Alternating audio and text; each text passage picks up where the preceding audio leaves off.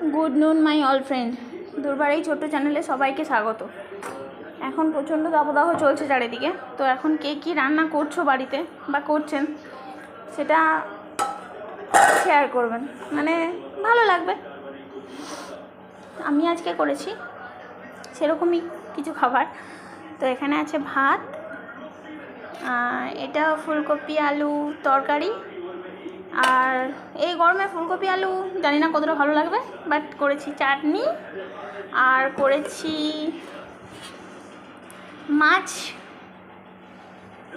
আরও কিছু কিছু জিনিস আছে। কিন্তু এটা হচ্ছে এটা কি বলবো, এটা ঝিঙে আলু কাঁচা লঙ্কা দিয়ে একটা সবজি, আর আছে ভেন্ডি সিদ্ধ। এই যে দেখতেই পাচ্ছেন ভেন্ডি সিদ্ধ।